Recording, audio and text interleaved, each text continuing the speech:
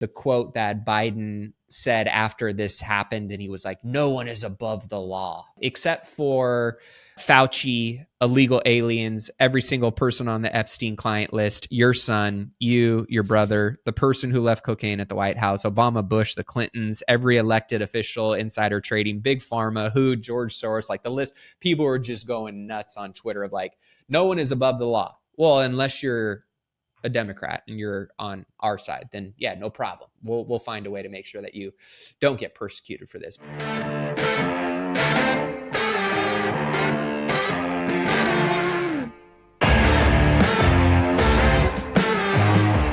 Good morning, good afternoon, good evening. Welcome back to the King's Table podcast. So good to be back. Good to see you guys.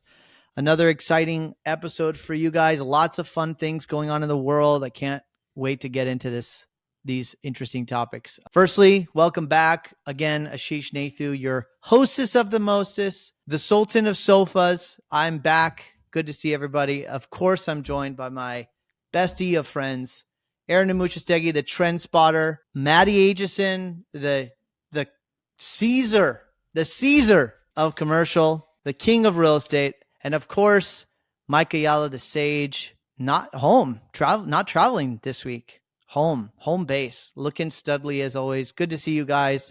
Maddie, any moment you could be getting a text right now that says, drop everything that you're doing and run to the hospital. How you feeling, correct, bro? I'm ready. I know my wife is ready. That's for sure.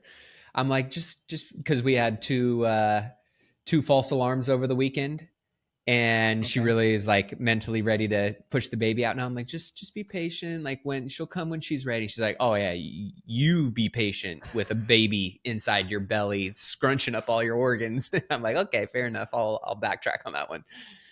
Yeah, we're in the supportive grace stage. Yes. Right? Don't say anything that triggers anybody. Yes. Be super, super patient. Yeah, but all wishing the Maddie, the Aitchison family, lots of health and happiness and peace in the next week as a baby enters into the new world. Super, super exciting. Lots of fun things going on in the world. How you guys doing? Ready to get into this? Like, we have an ex-president that was just charged with a felony conviction. That's what we're going to start with. Donald Trump last week. I'm going to pull up the article. But Donald Trump last week got convicted felon in 34 counts in a hush money trial. If you don't know about this, I don't know what rock you're hiding under, but this is a really fun topic and definitely some impacts all over the board. So here's the article right here. Donald Trump, former president, raises $52 million in 24 hours after being convicted on 34 felony counts in a hush money trial. Lots and lots of people are conflicted about this, which I think is also a fun, interesting byproduct of this.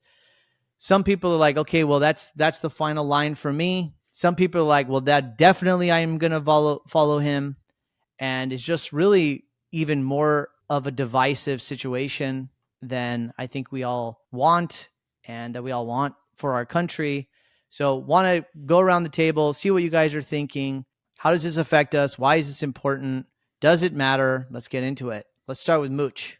Yeah, I mean, what was my first Google afterward was kind of felon run for president, right? Like how many people, like how often was that searched on Friday as soon as that news came out? Because I'm sure the Trump haters were like, cool, now he can't run for president. And the Trump lovers were like, wait, what does this mean? And the short answer was like, yep, now you can run for president. And then it was like, well, what if he's in prison? What if he's in prison in New York and gets elected? And there's another interesting article that went into that said, hey, well, the Secret Service would not able to protect him properly in prison, and he would not be able to run the country properly from in prison. So then he would get out of prison for that. So you can actually be in prison and get elected president and then get pulled out to be able to go be president. I don't know if that means after presidency, you have to go back and serve your time. A president cannot get a presidential pardon in the state of New York. So that was the other thing. Like, could a president actually like pardon him for federal crimes? A president can give a presidential pardon to get rid of a felony. For there's I think a few states that a president can't. New York is one of them. In order to actually get a pardon and have it go away, it would require the governor of New York to do it. I tell you what, I think that, reactions were like, does it matter? I think it matters because it's like, holy crap. I mean, I made a post the other day that was just a very simple, like, I didn't make a comment on it. I didn't make an opinion. I said, here's an old article about Bill Clinton. And this old article about Bill Clinton talks about him paying $850,000 to a lady that accused him of forceful sexual harassment and forceful whatever. And he made the payment to pay it off. And then he also lied under oath about it. Now, some people are like, who cares? I don't know if you guys remember, Clinton's approval ratings went up when they found out he had an affair with his intern.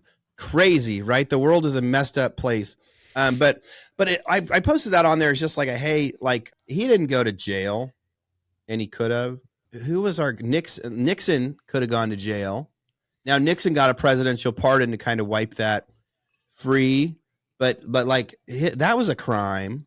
I think there's a lot of things about Hillary and a crime. And so there's, Hunter Biden laptop stuff. There are so many things out there that are questionable. And for this to be the thing, and part of when they went into the legal part of it was like, well, it got coded as a legal expense. And I don't know if they're saying it got reimbursed with campaign money. I mean, most of the campaign money Trump put in anyway. So it had to do with like, did he report it properly on his books?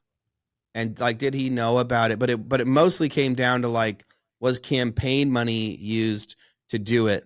And so you've got two comparisons where when Clinton did it, everybody knew about it. And maybe people are going to say it's totally different. Plenty of people on my Instagram said same thing. So many people said different. But like, if you're going to, I don't know, do a settlement to settle out of court and have something not come, I don't think it's kind of like saying like, if they would have told everybody about it, then it would be no big deal. But because they kept it a secret, it was a big deal.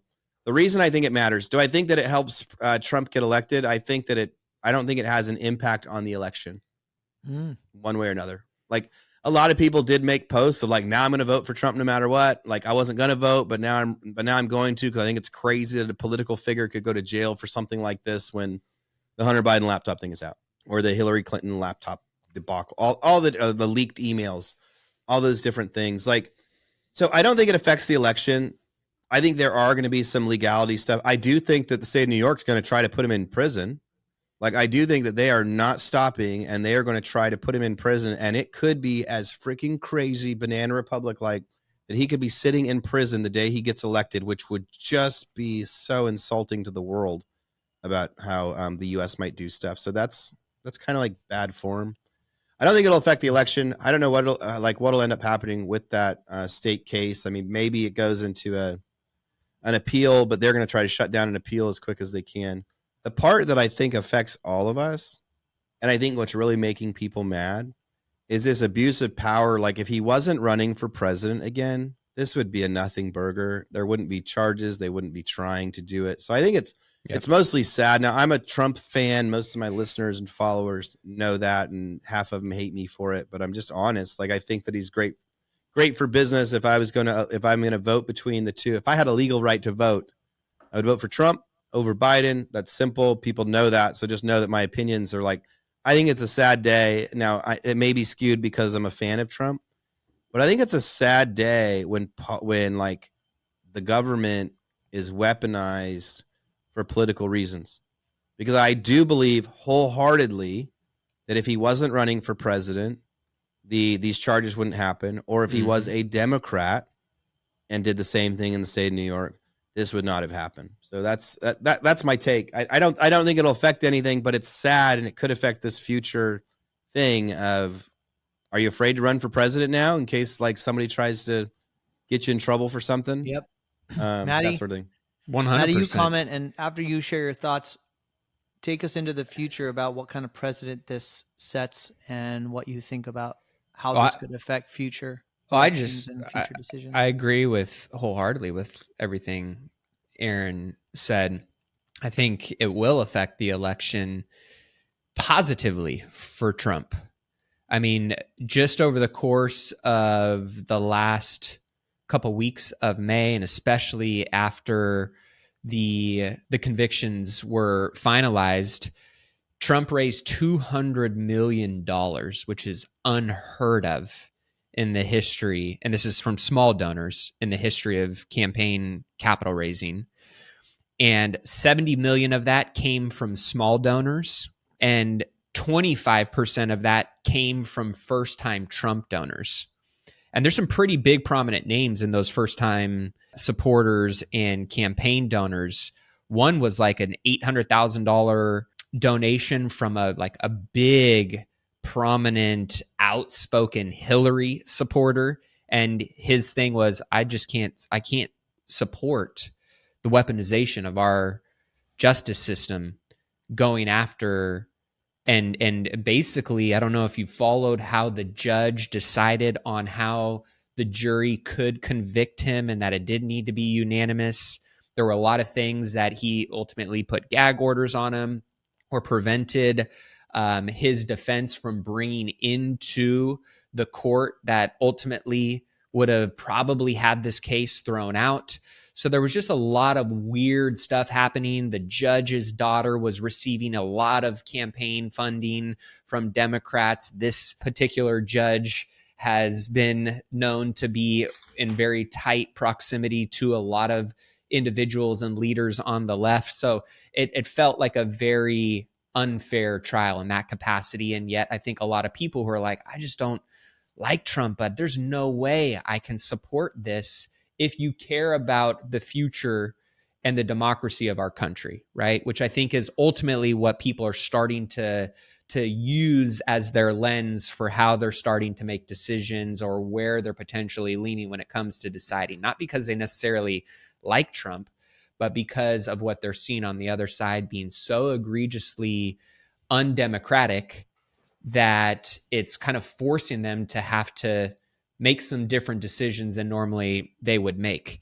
And I've consistently heard, if you really think about this, right, I've heard more and more liberals kind of say these things, and let's just get to the root of what they're saying. If we could just jail Trump and prevent him from being president, if we could get rid of MAGA, if we could end the Electoral College, if we could stack the Supreme Court with our judges, if we could ban voter ID because it's racist, and we could censor free speech because it's a danger to democracy, then we could save democracy.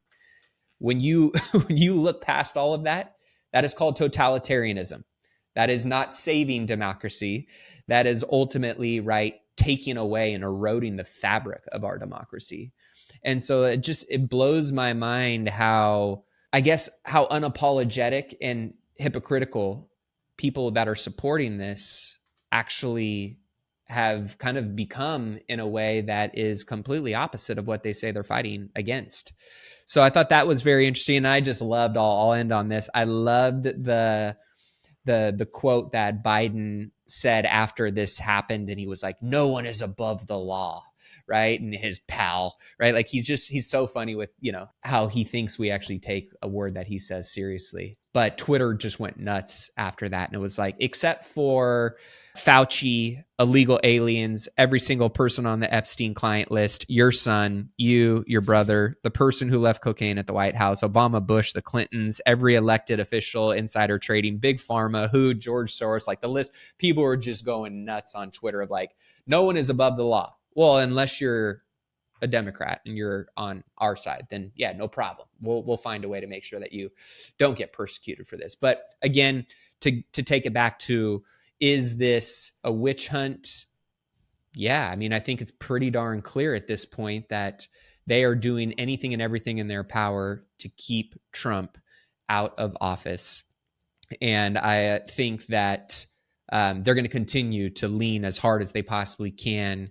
They're already convicted felon, right? You hear that in pretty much every sentence now. So they're really, using that programming and that label to, I think, influence how people feel about Donald Trump. But I think it's ultimately going to backfire in a big way. And you're already seeing people doing it with their dollars. And I'll just say the last 2 days, Chamath, and I forget what the other big tech person is that are historically very left-leaning and Democratic individuals, they just did a big fundraising dinner for President Trump. They sold $300,000 tickets or $500,000 per couple. It's sold out within, I think, an hour and a half. And you've got, I just never would have thought left-leaning, liberal Silicon Valley, big tech is now going and promoting and supporting campaigning for Donald Trump.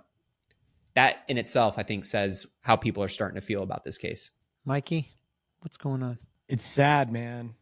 It's really sad. I put this in the notes, and maybe we get to it today, maybe we don't, but where you live matters. And I was watching, I don't know if you guys follow Grant Cardone, but he was, talking about I'll never do business in New York. I was just going to share that. I saw that. Yeah. And it's, so number one, I actually, from the standpoint of like, is he a good president? Will he do good things for the country?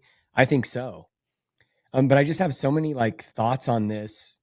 And again, for me, it always just comes back to like, what do I do about it? What do I have control over? And I just think the state of our country at this point in time is just at a really scary, sad place. I agree with, just listening to what Aaron had to say and Maddie, like I'm really concerned. So number one, I believe in humanity and I believe in our country. And I still think we have the greatest system of government in the world. And like Aaron or Maddie was saying too, like if he wasn't running for president, this would be nothing. Because as Maddie was alluding to, when you actually look at, and I haven't spent a ton of time looking at, the details or anything else, but the reality is with this judge being a Biden appointee and the judge's daughter working directly for Biden. And when you look dirty. It's not at clean. when you look at how many of even our government entities are involved in this, and like, it's just kind of a sad day because it's obviously a coup that's happening. And I don't think this is anything new. This has been going on for thousands of years in just different ways. I think it's just all accelerated in our day of technology and everything else. But, if he wasn't running for president, he probably wouldn't even care because it's going to probably turn into an appeal and this stuff's going to drag out. But the reality at the end of the day is like, these are our choices. And I was thinking about this the other day as I was driving to work, listening to something on YouTube about all of this. My thought process was like, if you're living in another country and you're looking at this, you're probably looking at the United States going, what in the hell is going on in this country? But the reality is the whole world is here. So maybe they're not even thinking that. And what Maddie was talking about is like such a drive home point for me, because it's just really a sad state of affairs, showing really the deep state. And, if we would have been having this conversation 5 years ago, everybody was like, what the hell are you talking about? I've always been kind of a conspiracy theorist in nature, but when you look at everything, some of the things we're even going to talk about today with like Fauci and COVID, and this is not conspiracy theory. Like this is black and white. It's not, they're not even trying to hide it anymore. And so I just, I wonder at what point in time, and again, for me being, my simple brain, like, how does this impact me? What can I do about it? And obviously it impacts all of us long-term. To be clear, Mike, I want to make sure the listener understands exactly what you're talking about. What do you mean they're not even trying to hide it anymore? Hide what? The fact that there's a deep state and a power play going on here. I mean, I'm reading the series right now by James Carr. And I don't know if you guys have read that, but such a great ex-Navy SEAL. The first book is called Terminal List. And I was listening to him on a YouTube the other day, and the guy that he was talking to is like getting ready to read book 7 that just came out. And he was like, the crazy thing is like James Carr predicted COVID. He didn't say it was going to be COVID, but like in his book, he was talking about, this plague that was going to come out. And the guy was talking about how like almost all of James Carr's books have become true, which again, if you listen to James, you'd think like this is conspiracy theory, but this guy rose through the ranks of like some of the greatest military intelligence anywhere. And he's predicting things that are going to happen, not because, he's Nostradamus, but because it's pretty obvious the game that's being played here. Right. And he said, God, I hope that my next book doesn't come true because it's really bad. And that just scared the living hell out of me, because if you've got a guy that's from the inside, that's an obvious conservative, and throughout the threads of his entire book, it's all about like military echelons that are involved with the government that are doing bad things. And if you would have read that book 10 years ago, you'd be thinking, man, this guy's crazy, like almost lunatic conspiracy theorist. But no, he's been on the inside. And the problem, back to, to kind of pull this together with what Maddie was saying, is like, this is really, I don't even think that this is all front and center. So, Ashish, back to your question, like, what are you talking about? They're not even trying to hide it anymore.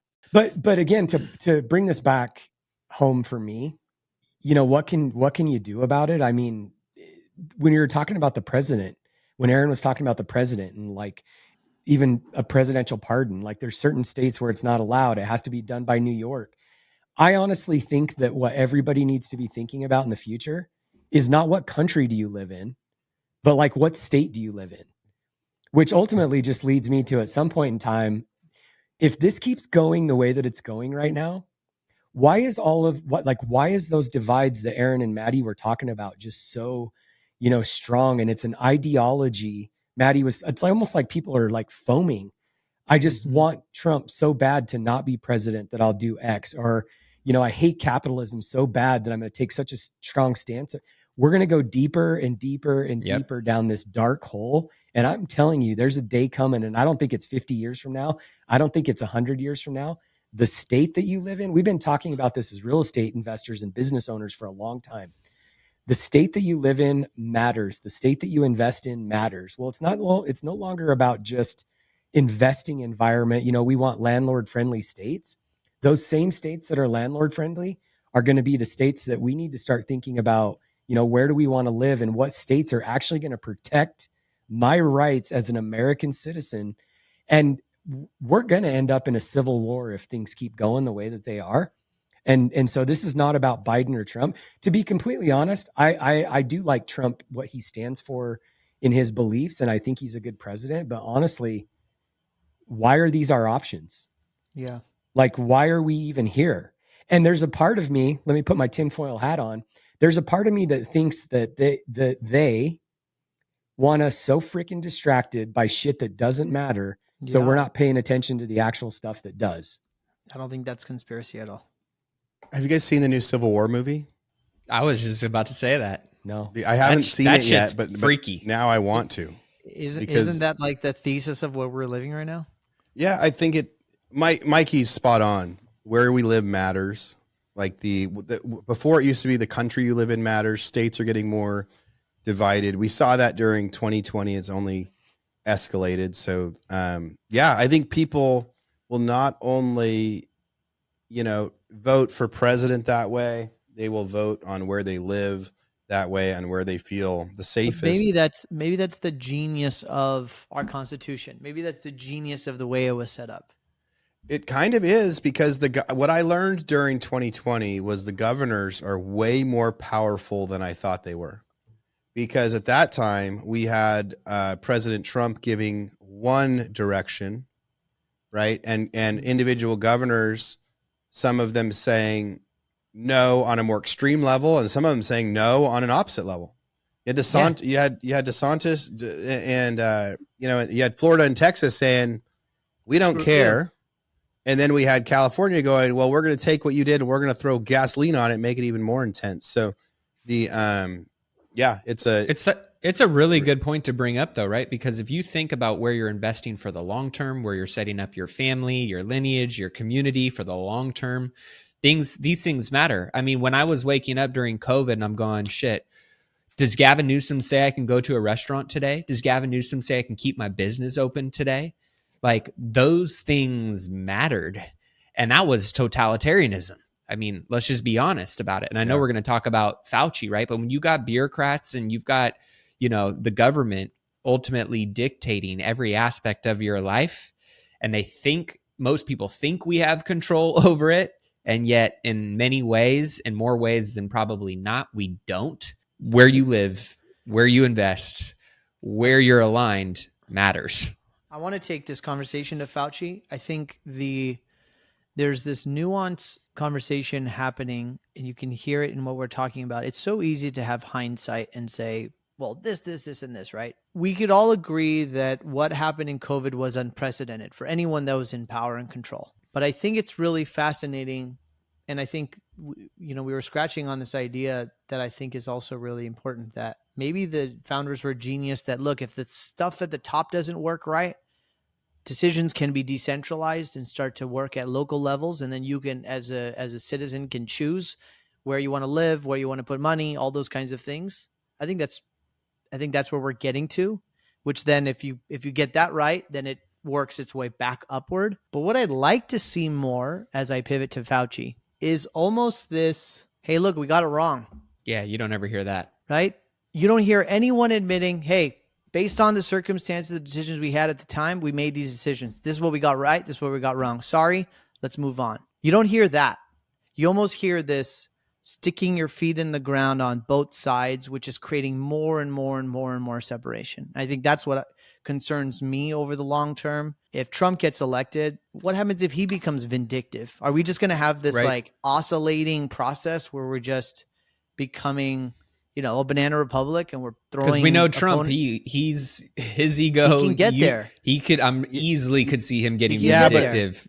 But the first time he could have actually probably had Hillary arrested if he wanted right out the gate. That's my point. My point is like he could have and didn't. But this wasn't the first time. This is a different last 4 years for him. That's true. I think on Ash's point, one of my favorite Instagram shares that I saw this week was somebody took one of those Fauci articles and the headline said, Fauci admits to making up the 6-foot distancing rule and the masking kids rule. And then my buddy shares it and says, my conservative friends were right the whole time. Right. And it was like nobody said, it still wasn't saying sorry. And I remember even maybe like last year, this article got put out by this gal that was like, hey, can we all just get a reset? And like, we didn't know, but that came from somebody that was one of like hey, I'm not going to friend you anymore if you're not going to wear masks and you're not going to vaccinate and all the craziness. The person was like, hey, I think maybe we should let bygones be bygones and do a reset. But that was from the left. But I don't think there were very many sorries. And I think that's the point I'm making, right? If Fauci just came out and said, listen, these are the things we thought at the time, and these are things we now know that we're wrong. Sorry. Well, no politician ever does that on the right or the left. I mean, let's be honest and fair about that, right? But I mean, when you think about, and again, I don't think this is the best example because Alex Jones is pretty extreme and can be out there. I will say a lot of his conspiracy theories and stuff that he's talked about for quite some time, a lot of that has come true and come to fruition. That being said, his delivery, how he goes about doing things is very one bad one, unpalatable. And he got fined $1 billion or a couple like billion dollars, $1 billion for misinformation about the Sandy Hook trials. So if there's accountability on that guy, but then there's no accountability on Fauci for the misinformation that he spread. And I would argue to say that it caused way more damages. And we can go down the list. Your business went under while Fauci went to baseball games. Your mother died alone in a nursing home while Fauci did photo shoots. Your child faced depression, suicidal thoughts while Fauci and his cronies hobnobbed with celebrities. People got divorced. People severed lifelong friendships. People lost decade-long careers. People were trapped in their homes with abusers. People overdosed and killed themselves. People lost out on proms, on graduations. People lost loved ones that could have been saved. People were injured by a shot that they didn't want to get and were forced to get in order to save their career, to save their financial stability. When you go down this list and say that because we were forced by so many people to trust the science, or you were said that you were a danger to society or a terrible human being because you questioned it, this guy and the amount of policy he created that had a ripple effect into every aspect of not just American society, but the world as a whole, there's got to be some level of accountability to that. And so when I've been watching and seeing these trials, all along, I felt like something was off. I respected people for wanting to do what they wanted to do. Man, I got reamed and ripped and ostracized and labeled for not doing what many people said needed to be done by trusting the science. And so I just think there should be a level of accountability to it, right? And when you also see, and this was a post that came out in the New York Times this week, that NIH, National Institute of Health scientists made $710 million in royalties from drug makers, a fact that they tried to hide and lied about under oath. The fact that they were incentivized by drug makers to force people to do these things, that is a conflict of interest. And it's not whether or not I thought the shot was going to work or that I thought it wasn't going to work. It's because the people who were pushing it, I didn't trust. I thought they were liars and there was an agenda behind it. And to me, that's not trusting in the science. That's following the money and the power and the reasoning behind what this was ultimately trying to force onto people. And so I'm glad I did what I did. I respect the people for choosing to do what they wanted to do, no matter what side of the coin you fell on. But to act like people don't deserve to share an apology or to take some accountability for these things, or in Fauci's case, I think the dude flat out is a criminal and deserves to be in jail. That's something that needs to be addressed and talked about, and probably won't ever have anything come from it, unfortunately. Hold on. Well, and back to your point, Ashish, on why they don't just say we got it wrong. I don't think they got it wrong. I think they got it exactly the way they wanted it, but then got caught. Mm-hmm. And I think that's so. Let me challenge. Let me, for the sake of having good, healthy conversation. Let me finish this. So it's really hard to think through the lens of something so nefarious and believe. I mean, I remember having this conversation with 10 years ago with Kara, and she's like, there's just about random things. And like, can people really be that nefarious? And I think the answer is yes. And my brain is totally skewed a different direction at this point in time than it was 5 years ago, 10 years ago. And we can't think about this stuff through the lens of, I mean, the Bible says that the heart is deceitfully wicked. Who could know it? And that's every human heart, right? Like we're all going to, I've said this before, but Chris Harder always says, good people don't do bad things. Good people in bad positions do bad things. But I think there's a whole other level that, Ashish, when you frame your question that you asked, you're thinking through a lens of like, you can't imagine somebody being that nefarious. And so there's no way that they could have actually planned this. They should just apologize. No, the only thing that they're going to apologize for, they're just trying to cover it up. Yeah, no. And I think that's the real issue at the end of the day. Last thing, when you talk about the founding fathers and, Aaron, I think it's such a brilliant point, like, the Constitution, and they foresaw all of this, but I don't know that they foresaw or could imagine a day where we'd be such sissies and just want to go right back into bondage that they fought so hard to get out of. I mean, the shit that has gone on in the past, whether it was, the Revolutionary War, the Boston Tea Party, civil wars, the things that we've went through. I mean, people fought with their lives for things that were not even half as serious as what we're actually dealing with today. But I think the problem is we're just back at this point where we're so many generations removed from freedom that we don't actually know that we're in bondage, and people are actually fighting to get back into more bondage. And it's just crazy to me.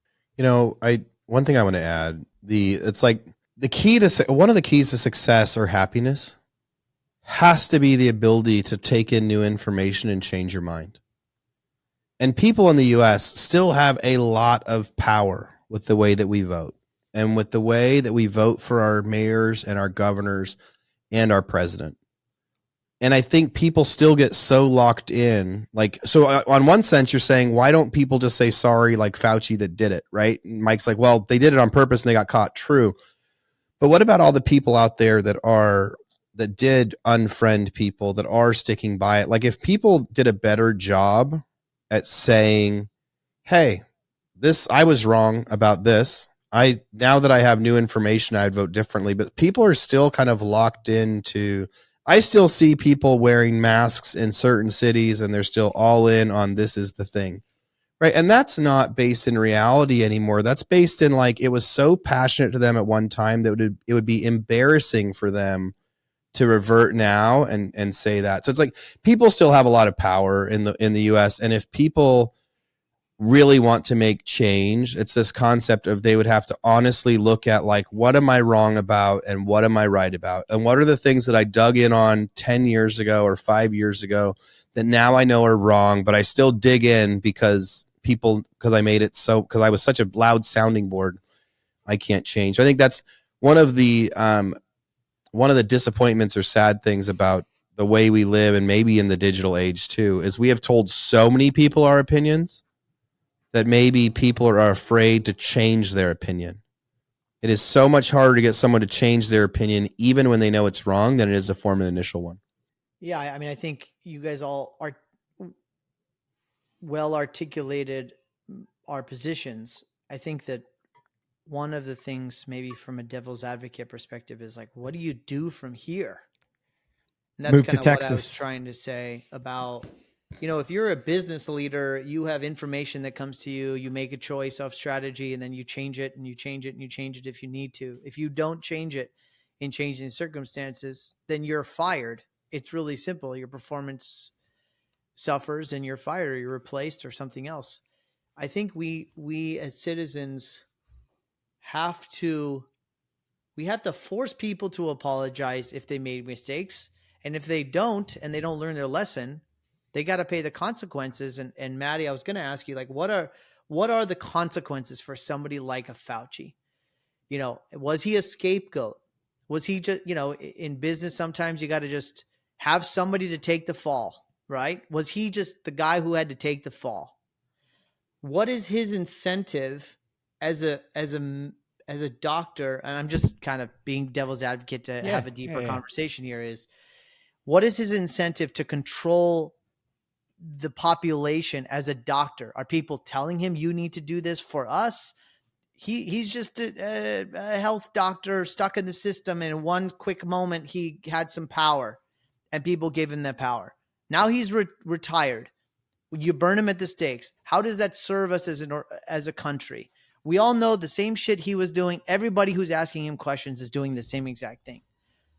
There needs to be some centralized group of people that are looking at things to keep general population safe. So how does that incentivize other people to say, hey, you know what? I want to get more involved. If this guy's going to get crucified, why the hell do I want to speak up? So I guess my question is in the future, how does everything we're saying here, I agree. But then what? If we just keep punishing people and keep throwing people in jail, at what point do people say, hey, listen, I want to be a public servant. I want to try to do the right thing. And I'm willing to drag myself through the swamp to help clean it up. What does that look like? I actually think if we do punish people, right, and we burn them at the stake after their years of service, I think it does prevent people from doing it. And I don't like the idea that Trump is getting arrested or, getting charged with stuff right now. But at the same time, if everybody that was a politician was getting arrested and charged with things like this, I wouldn't be against it. Same. Yeah. Right? I wouldn't be against it at all because I think if they thought there was maybe a possible punishment later, then politicians and people wouldn't think they're above the law, and maybe they would think twice before doing some of these erroneous, crazy things that they do. So I don't think there should be this mass, immunity that people that work in public service can't, because I know when I see people get arrested and go to jail for long periods of time for something, I know that I've heard people say, like, no, we can't do a real estate deal like that. People are going to jail, right? Like it is. Because when people get charged, it prevents actions. And so in one sense, you're like, hey, he's already retired. Why would we do it? We would do it so the next people wouldn't. What I don't like is handpicking people. All right, we're going to charge this person and we're going to charge that person and everyone else gets a free reign. I would be totally for everybody freaking getting charged with what they do. Like any politician not having free, no, they should get in trouble for doing the stuff that was above the law and because I think it would prevent action, and that's where change happens. Well, that's why we're here. I mean, today, that is why we're here today, is because that has not happened. It is only based on, do you fit the bill or the narrative at that time, but it doesn't apply to everybody. Well, does the system even allow this to happen? Well, that's a good question. All I know is, for Fauci, right? Why would Fauci do this? Well, I mean, you could probably go down a list of things. It might be for power. It might be for ego. It might be, to Aaron's point, and my probably assumption would be that he's getting a lot of money, a lot of opportunity that he would have. The amount of things that the reason why people do things, is very interesting to see what people will do for even the littlest of things that are of importance to them. So if you understand what motivates somebody and their psychology around that motivation, you can pull on that string and make them do things as crazy as we could probably come up with ideas on, right? It's like that chart we had that showed all of the Congress people and how much money they had in the stock market. And it was like, and Pelosi's the one we talk about all the time, but there were plenty of conservatives and Republicans on that list too. But there were just so many politicians that are making, I want to say $200,000 a year or something like that are worth $25 million because of like insider trading a couple years later, right? Yeah. It's mind blowing. But then when you think about, for people like Tony Fauci, if they're, the other side of it too is there's this whole, underbelly of whether it's the government, whether it's, politics, business, there's the dark side of everything, the underbelly of everything. And when you catch somebody doing something bad and you can hold that over them, whether it's, hey, you either do this or I expose you here, you lose your career, you lose your credentials, you lose your family, you lose your reputation, whatever it is, people will do some wild things, right? And that's the whole Epstein, list right there, right? That's the whole thing coming out around Diddy. When you got cameras of people just going to a party and having fun and maybe they're taking some drugs and all of a sudden they're in some wild sex orgy and they're married and they got kids and they're running a business or they're trying to run for Senate.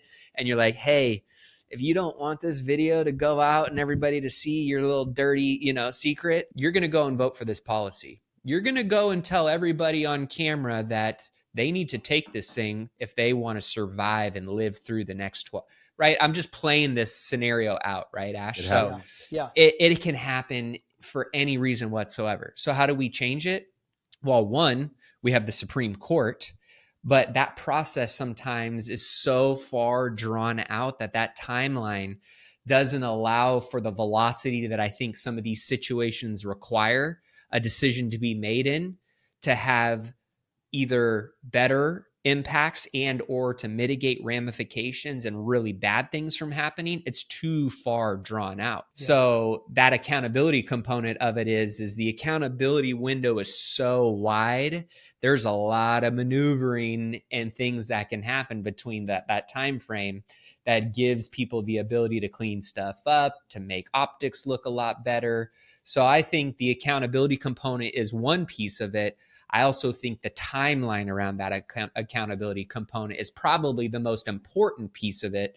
But of course, there's a lot of, sides of that argument that you could make for why it's longer and why it shouldn't be shorter, right? So it's a really challenging thing. But I do think, to Aaron's point, accountability has to happen no matter who you are. No immunity, no this, no that. Like, if this is the law and this is the way, because I looked up what is the purpose of the Supreme Court. Interpretation of the Constitution, ensuring uniformity in law, protection of rights, checks and balances, setting precedent, right? Why we don't do things going forward is because we know they just set a precedent on what happened, and to be a final arbiter. And so if the Supreme Court could have more accountability in these situations and hold, in my opinion, a Tony Fauci to something that he needs to be held accountable for, or expose that he was the fall guy and follow the chain of command, just like you would in a mob boss crime organization, where we get the corner guy and then we get the regional neighborhood guy. And then we go up and we find it's the dude that's sitting on the, a Senate seat. Well, then there needs to be that level of accountability, and nobody has the right to get out of that. It's going to take overthrowing the government. Well, that's what I was going to say. Yeah, right? Civil war. Like, there has to be same rules, right, Mike? The rules have to be the same. So, I was sitting here thinking about this, and one of the issues, one of my early mentors, when I first started my first business, he said to me, whatever you do, don't get into politics, because I've seen so many good business owners that go into politics and then 10 years, 15, 20 years later, their business has gone to shit and they owe everybody around them something. And I remember hearing that, and I was like, well, man, if the good people don't go into politics, it's just going to get worse and worse. The reason why I'm sharing that is because, like, I've been thinking about, even with the Fauci, a lot of this conversation presumes that, government officials, like politicians, et cetera, they're all bad. And the reality is that they're not all bad. But the only ones that we hear about are the bad ones. And so when we say like hold people accountable, I agree. We need to hold them accountable. The reality is that there's probably, for every one bad actor, there's probably 10, 15, 20, 1,000 government employees that are probably just really good, genuine people that started their life in a career and didn't find themselves in a bad situation. Just like real estate investors bad, real estate investors good, business owners bad, business owners good. The reality is we just don't hear about the 1,000 people that spent their whole life, serving their country in a government capacity, because it's just what normal everyday people do. The only ones that we hear about are the ones that are getting their ass pinned to a wall because they're just, generally bad people, or they became bad. And I mean, at the end of the day, our government is in a bad spot. The government has way too much power. People have way too much power. Politicians come and go at the presidential level, but congressmen stay forever. People in powerful positions in high, authority and government stay there forever. And so I was thinking about this earlier, like who goes after power? It's people that want power. And that's how this stuff gets corrupted. And at the end of the day, like, where does all this live? I don't think this is Republican, good, Democrat, bad, even the mindsets, and back to apologizing. Like, nobody's going to apologize until they truly change their mind, which is what Aaron was saying. When you change your mind, apologize. The problem is, like, we literally have divided thought processes, and our country has gotten to and is going to continue to get worse on such divided things that really at some point in time, something has to give. Last statement. I've said this for years: until the pain of our current situation becomes more than the pain that it's going to take to fix it, you're not going to do anything about it. And unfortunately, that's where our government's going to end up. I mean, our country's going to end up too, is like, at some point in time, this has to get so bad that the people say, enough, I'm not putting up with this anymore. We're going to truly drain the swamp, or I'm just moving to Texas.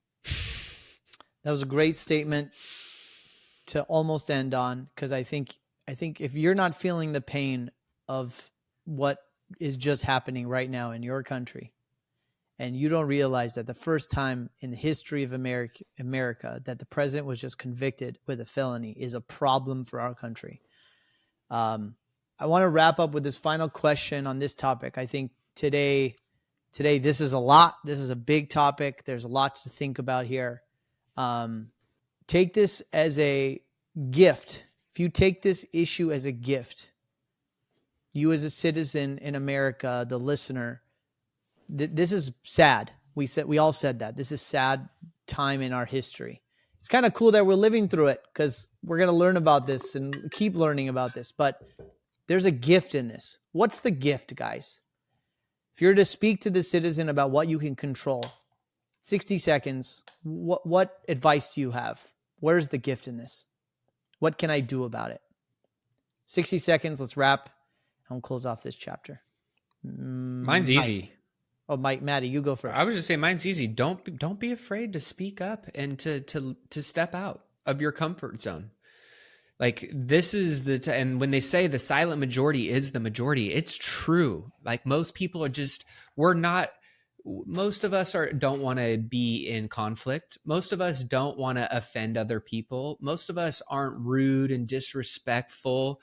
Like, we can all be diplomatic about this. But when you step up and and step out of your comfort zone a little bit on a topic like this, and it doesn't mean you need to be, going crazy and all over your social media, but I think it's be a part of the conversation. And when you hear somebody saying something that might be against your views, don't be afraid to say, man, I don't agree with that. Like, I want to be respectful of you and your opinion, but here's why I don't think that is right. And I think that's where I'm seeing more and more people start to do that. People that, were the silent, type of person that was like, I don't want to offend this person. I don't agree with that. Now they're starting to go, man, this is starting to get to a point where, if you are being silent, you are a part of the problem. You are condoning and allowing for space for the problem to persist. And so I would just say, don't be afraid to be a part of the conversation going forward. Love it. Mooch. Yeah, just be willing to like change your mind with stuff and let people know you did. That's it. Like it's just a good reminder of why it's dangerous to form an opinion and not be willing to revisit it. It was in early COVID and like those restrictions in COVID, it really hit some people close to me really, really hard. And I don't know if they'll ever come back from it. And so when we talk about all the pain and suffering that got caused from that, it was major and it was the real deal, and it's a shame. So Yep. and so much of that just got amplified by the idea that people just didn't want to say like, oh, maybe I was wrong. Just back to the Constitution, like, one of freedom of speech and circling back to what Maddie and Aaron both said, like freedom of speech is one of the core tenets of living in the United States. And we're losing that. And again, back to what Maddie was saying, like our founding fathers knew that one of the most important things is like freedom, right to bear arms, like freedom of speech.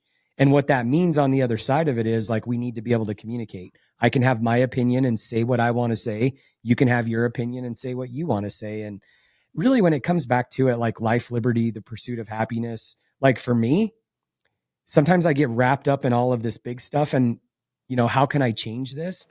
Honestly, I don't think I can change it. And I don't think that any one person can change it. I think we can just continue to stand up for what we believe in. As Maddie was saying, I can protect my family. Kiyosaki said this for years. He who has the gold rules, right? What Aaron was saying when the border crisis was going on, like, I'm just going to put my head down and keep making money and impact change with my ability to earn. And so for me, it's like, sometimes I get all wrapped up in this macro 30,000 foot view. And like, when I come back down to it, like what really matters, my family, my friends, the ability to provide for them and to stand up for what I believe in. And ultimately at the end of the day, if 70% of this country wants to be in bondage to a government, we're going to end up there. And I might have to make the decision to move from Texas to Tahiti. I love it. Good stuff. The only thing I would say is what I love about doing podcasts is it teaches you how to ask good questions. It makes you a better thinker. You learn how to think about your thinking and you learn how to ask good questions. That's my advice, is we as a society have to get better at listening, asking better questions, and thinking about our thinking. Love you guys. Somber moment in history, but focus on what we can control, baby. Ask better questions and let's get after it. Another great episode of the King's Table podcast. Thank you, everybody who continues to support us on YouTube and Spotify and Apple. Appreciate all of you guys. Thanks so much for listening. Again, my name's Ashish Nathu, your host. I am joined by my good fellas, Mike Ayala, Maddie Aitchison, who by the time we record again could potentially have a baby. And of course, Aaron Amuchastegui. Thanks so much. Good to see you guys. Peace out. Blessings. Later, guys. Peace.